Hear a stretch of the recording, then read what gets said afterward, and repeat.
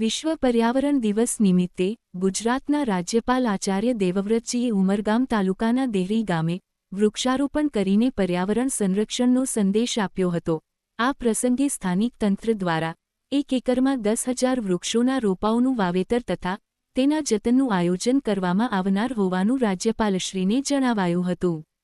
રાજ્યપાલશ્રીએ ગામની દીકરીઓ દ્વારા લેવામાં આવેલા વૃક્ષ જતનના સંકલ્પને બિરદાવતા જણાવ્યું હતું કે આજે વાવવામાં આવતા વૃક્ષો આગામી વર્ષોમાં ઓક્સિજનનું પ્રમાણ વધારશે, પક્ષીઓને આશરો આપશે અને પર્યાવરણને સંતુલિત રાખવામાં મહત્વની ભૂમિકા ભજવશે।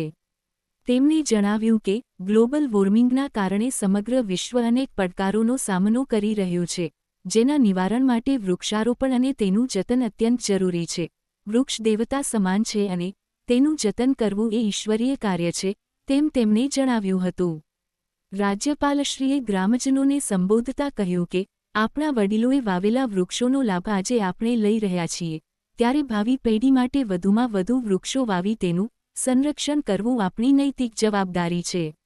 વૃક્ષારોપણ બાદ રાજ્યપાલશ્રી સફાઈ અભિયાનમાં પણ જોડાયા હતા અને ગામમાં સ્વચ્છતા કામગીરી કરી હતી, સાથે જ સ્વચ્છતા કર્મચારીઓનું સન્માન કરીને તેમના યોગદાનને બિરદાવ્યું હતું। મહારાષ્ટ્રની સરહદ નજીક આવેલા દેહરી ગામમાં આયોજિત સ્વચ્છતા અભિયાન દરમિયાન તેમણે જણાવ્યું કે વડાપ્રધાન નરેન્દ્ર મોદીજી દ્વારા શરૂ કરાયેલા સ્વચ્છ ભારત અભિયાનને સફળ બનાવવા દરેક નાગરિકે પોતાની જવાબદારી નિભાવવી જોઈએ। સ્વચ્છતા માત્ર અભિયાન નહીં પરંતુ પુણ્યનું કાર્ય છે, જેનાથી સમાજનું આરોગ્ય પણ સુધરે છે। આ કાર્યક્રમમાં જિલ્લા પંચાયત પ્રમુખ હેતલબેન, કલેક્ટર નીતિન સાંગવાન, જિલ્લા વિકાસ અધિકારી અતિરાજ ચેપલોત સહિતના અધિકારીઓ અને ગ્રામજનો મોટી સંખ્યામાં ઉપસ્થિત રહ્યા હતા।